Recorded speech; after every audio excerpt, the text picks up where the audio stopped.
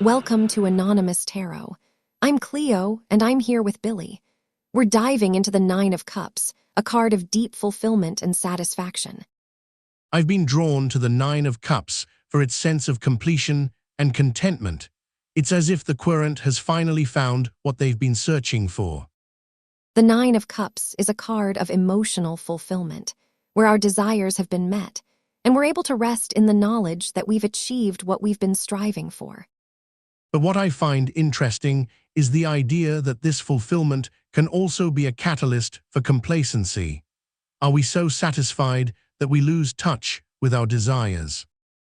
That's a great point, Billie. The Nine of Cups can also represent a sense of complacency or stagnation if we're not careful. We need to stay vigilant and continue to grow and evolve. I think that's where the Nine of Cups can also represent a need for surrender. Are we willing to let go of our attachments and trust that everything will work out as it should? In ancient Greek mythology, the Nine of Cups is associated with the goddess Demeter and her daughter Persephone. Demeter's love for her daughter was so profound that she would weep for her, and her tears became the earth, symbolizing the cycle of growth and decay. The Nine of Cups also carries the energy of Aphrodite, the goddess of love and desire. Her son Eros is often depicted as a youth who is both the bringer of love and the destroyer of it, highlighting the complex and often painful nature of human relationships. The myth of the Nine of Cups suggests that true happiness and fulfillment come from within, and that external sources of joy and satisfaction are fleeting and unreliable. Demeter's grief for Persephone serves as a reminder that loss and longing are an inherent part of the human experience. I find it interesting that the Nine of Cups is also linked to the concept of the desire pool in Jungian psychology. This idea suggests that our desires are like a collective unconscious reservoir, drawing upon the collective experiences and longings of humanity. In many ancient cultures, the cup was also a symbol of the womb and the feminine principle. The Nine of Cups can be seen as a representation of the feminine receptive energy, which is often associated with the goddesses of ancient mythology. The Nine of Cups can also be seen as a warning against the dangers of external validation and the pursuit of material wealth. It suggests that true happiness and fulfillment come from within, and that we must look inward to find true fulfillment, rather than relying on external sources. The Nine of Cups is a card of completion, fulfillment, and the attainment of our deepest desires. But what does this really mean? In the realm of the dream world, we're often invited to explore the notion of enough. What does enough mean to us, and how do we know when we've truly found it?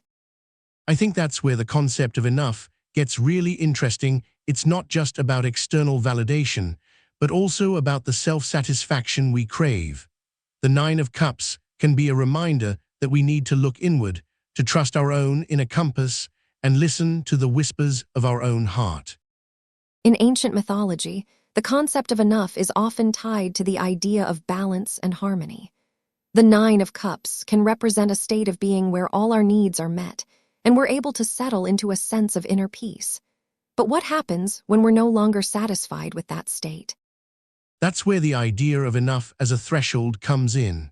The Nine of Cups can represent a moment of crossing over from a place of scarcity to one of abundance. It's a reminder that our desires are not mutually exclusive, but can actually inform and enrich each other. I love how this card can also be seen as a celebration of the present moment. It's a reminder to appreciate the beauty and simplicity of our current reality, rather than constantly striving for something more. It's a call to slow down and savor the flavors of life. Exactly, and I think that's where the power of ritual and ceremony comes in. The Nine of Cups can be a powerful invitation to create a ritual around the attainment of our desires, to make them tangible and real in our lives. It's a way to infuse the world with our deepest longings. The Nine of Cups is often associated with the idea of a sense of fulfillment and satisfaction. It can indicate that our emotional needs are being met, but what does that truly mean for the human experience? For me, the Nine of Cups represents a state of being where we've found a sense of contentment, but it can also be a warning sign that we are settling for too much. Are we truly happy, or are we just numb to our desires? I think it's interesting that this card is associated with the myth of the Grail, which is a symbol of spiritual fulfillment. Can we say that this card is more about the inner fulfillment that comes from within? I see it as a bit more complicated than that. The Nine of Cups can also represent a sense of disconnection from our true selves. Are we using external sources of happiness to mask our own inner pain? That's a really poignant observation. I think this card can also indicate that we've found a sense of inner peace, but it's not necessarily a static state. It's a dynamic process of growth and evolution.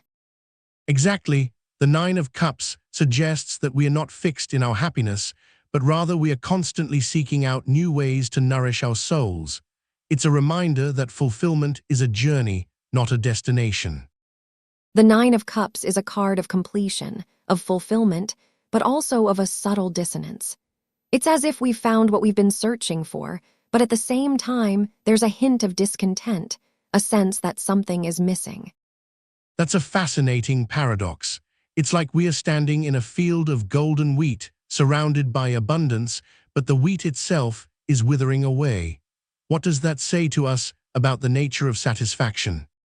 Perhaps it's a reminder that true fulfillment can't be found in external sources. The wheat may be abundant, but it's also stale, unfulfilling. The true prize is the inner work, the journey of self-discovery and growth. I see that as a call to examine our own desires, to look beyond the surface level and dig deeper. What is it that we truly crave, that we are searching for in life? It's the archetype of the inner king or queen, the ruler of the inner realm, not the external world. We must look to our own hearts and souls for the answers, rather than relying on external sources of validation. That's a powerful message, especially in today's world where we're often encouraged to chase external success and validation.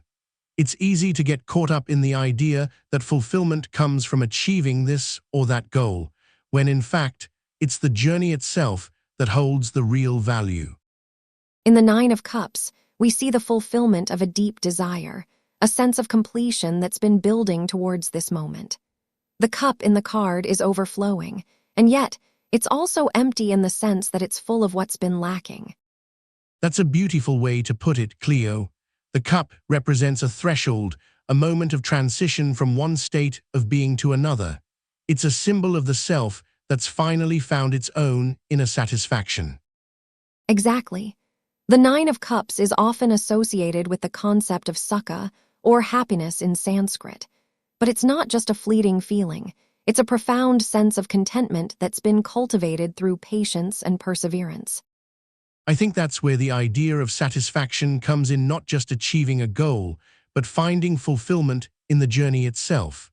It's a reminder that true happiness often lies in the process, not just the end result. That's so true. And in the context of the Nine of Cups, it's a reminder that our desires and needs are not separate from the world around us. We are a part of the web of life, and our fulfillment is intertwined with the well-being of others. I love how you're weaving together this idea of interconnectedness, Kleo.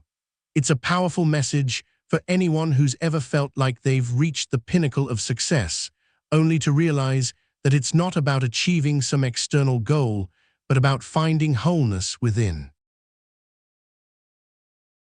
The cards have spoken. We'll see you at the next draw.